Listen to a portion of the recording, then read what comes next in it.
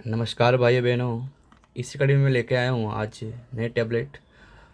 Antibiotic नाम से जाना जाता है इसे, सिफिक्सिम टैबलेट, जो डॉक्टर की पहली पसंद होती है।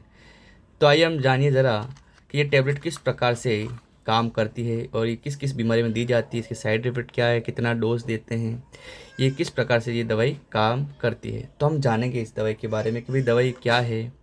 ये टैबलेट है सिफिक्सिम टैबलेट, कैडिला कंपनी की है। कैडिजिम 200 मिलीग्राम की टैबलेट होती है। तो हम जानें कि भाई ये एंटीबायोटिक है, ये एंटीबायोटिक किस प्रकार से काम करती है। तो आइए ज़रा हम जानते हैं।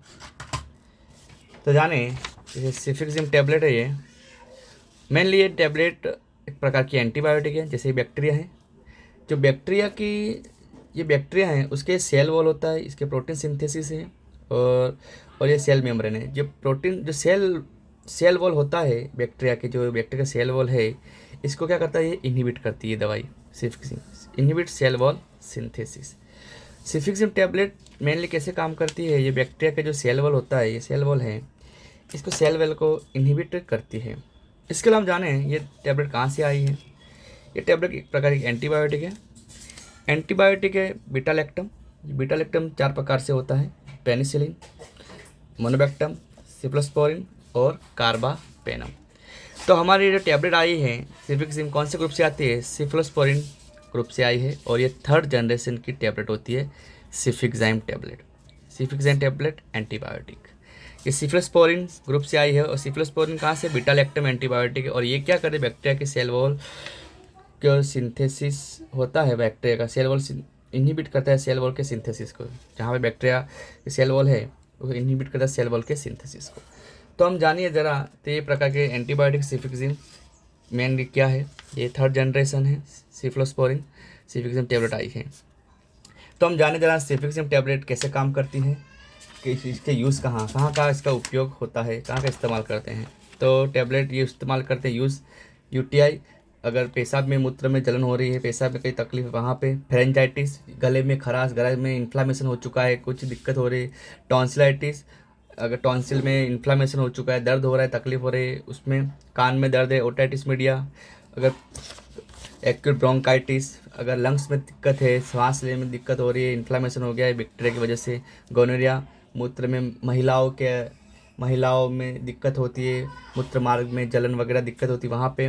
मेनिंजाइटिस, आपके सिर में दिक्कत है, जैसे सिर दर्द करना, एक बैक्टीरिया होता है मेनिंजाइटिस बीमारी हो जाती है वहाँ पे इस दर्द को दिया जाता है। टाइफाइड बीमारी में दिया जाता है।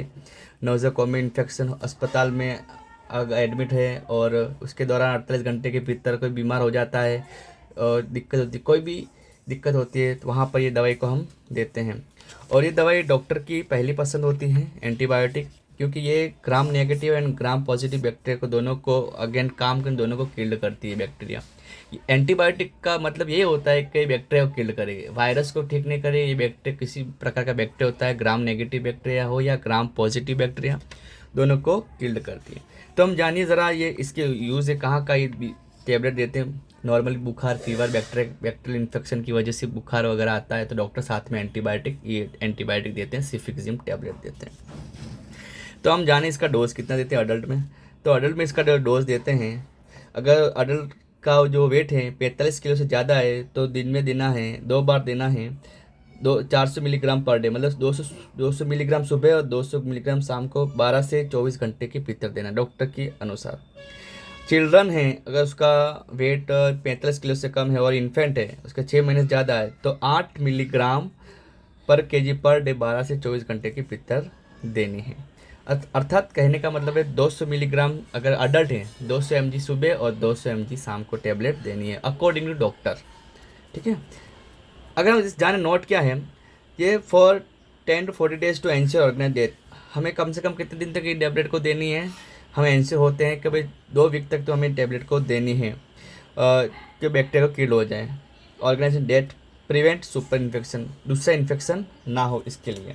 तो ये टैबलेट इस प्रकार से हम यूजेस में लेते हैं। हम जाने जरा इसके साइड इफेक्ट क्या होता है, अगर कोई टैबलेट ले रहा है तो इसके साइड इफेक्ट क्या होते हैं। तो मेनली इसके साइड कुछ देखे गए, हेडेक होता है, चक्कर आते हैं, बुखार आता है ठंड के साथ, मुंह में सफ़ेद परत बन जाती है जीभ के ऊपर, ओरल कैंडिडाइटिस होता है, उल्टी होना, जीभ मिचलाना, डायरिया होना, पेट में दर्द होना, पेन, पूरे बॉडी में पेन होना, पेट दर्द होना, प्लेटलेट की कमी हो जाना, हेमोलाइटिक एनीमिया आरबीसी की कमी हो जाना, खुजली आना, अर्टिकेरिया, सूजन आ जाना शरीर के ऊपर, हाथ पैर में दर्द होना। अगर इस गोली को डाइसल्फारिम टेबलेट के साथ देते हैं तो डाइसल्फारिम रिएक्शन होता है। डाइसल्फारिम एक प्रकार की ऐसी टेबलेट है जो अल्कोहलिक को छुड़ाने के लिए, दारू छुड़ाने के लिए गोली देते हैं। अगर वो गोली और सिफिक्सिम को साथ में देते हैं तो डाइसल्फारिम लाइक रिएक्शन होगा। तो डाइसल्फारिम लाइक रिएक्शन बहुत सीवियर कंडीशन हो जाती है, हार्ट रेट बढ़ जाती है, बीपी बढ़ जाता है, सीवियर रिएक्शन होता है, ब्रीथिंग डिफ़िकल्टी होती है। तो ऐसा इसलिए डाइसल्फारिम के साथ में गोली को, सिफिक्सिम टैबलेट को नहीं लेना होता है। अगर हम गोली देते हैं तो इसका पिक कैसे है, फार्माकोकाइनेटिक्स का पिक कैसे है, कितनी देर में काम करेगा। ये गोली लेने के 2 से 8 घंटे के भीतर ये अच्छे काम करेगी, उच्च स्तर पे आ जाएगी। उसका हाफ लाइफ 3 से 4 घंटे का। 65 से 70 प्रोटीन, अगर ये गोली लेते हैं 70 से 65-70% प्रोटीन बाइंडिंग होती है। ये टैबलेट प्रोटीन, प्लाज्मा प्रोटीन हमारे ब्लड में पाया जाता है, उसके साथ दवाई बाइंड हो जाती है। और 50% अनचेंज यूरिन, मतलब 50% यूरिन में काम करे, बॉडी में काम करती है, और 50% बॉडी से बाहर चली जाती है दवाई। ये क्रॉस करती है प्लेसेंटा। अगर माता गर्भवती है तो अगर ये गोली खाती है तो प्लेसेंटा क्रॉस करके बच्चे में जाएगी, परंतु ये डॉक्टर अपने हिसाब से टैबलेट देते हैं, कोई दिक्कत पैदा नहीं करते। और अगर माता स्तनपान करवा रही है तो उसके ब्रेस्ट मिल्क से भी दवाई बाहर आती है। तो इस प्रकार से दवाई कार्य करती है। अब हम जाने दवाई नॉर्मली कैसे लेते हैं। हम जैसे हम कैसे जाने कि दवाई कैसे लें। खाना खाने के बाद सुबह शाम लेना होता है 200 मिलीग्राम टैबलेट। इसको हम लेते हैं डॉक्टर के अकॉर्डिंग। डॉक्टर के अकॉर्डिंग दवाई लेनी होती है। हम आपको केवल जानकारी देते दवाई के बारे में। हम ये नहीं कहते आप इस प्रकार से दवाई लो, परंतु डॉक्टर के अनुसार आपको दवाई लेना है। इस दवाई की हम जानकारी देते हैं, दवाई किस प्रकार से कार्य करती है। और इस दवाई को ग्लाइकोसाइड्स के साथ में इस दवाई को नहीं लेना है, क्योंकि ये इंट्रक्शन करता है। जैसे जेंटामाइसिन हो गया, थामाइसिन, अमीकासिन हो गया, टोब्रामाइसिन हो गया, स्ट्रेप्टोमाइसिन हो गया। उनके साथ ये दवाई को नहीं लेता, क्योंकि इंट्रक्शन करती है, सिफिक्सिम इंटरेक्शन करती है। ये दवाई डॉक्टर की पहली पसंद होती है, सिफिक्सिम। किसी प्रकार का जो बैक्टीरियल इन्फेक्शन होता है तो इस दवाई को हम देते हैं, परंतु एंटीबायोटिक को 14 दिन से भी ज़्यादा नहीं दी जाती है। अगर टैबलेट 14 दिन से ज़्यादा लेते हैं तो विटामिन के की कमी हो जाती है। डिक्रीज विटामिन के जो बनता है बॉडी में, विटामिन के कम बनेगा, क्योंकि हमारे आंतों के अंदर जो बैक्टीरिया पाया जाता है, अच्छे वाले बैक्टीरिया नॉर्मल फ्लोरा होता है।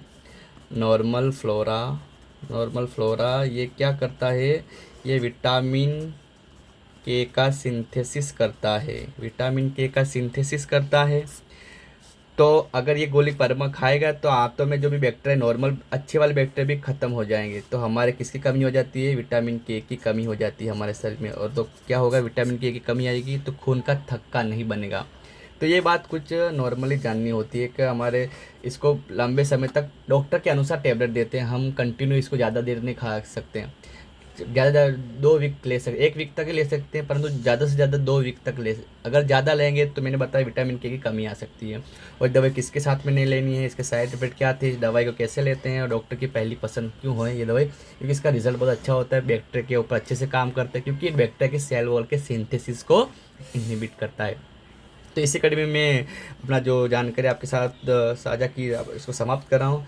और वीडियो सुनने के लिए धन्यवाद।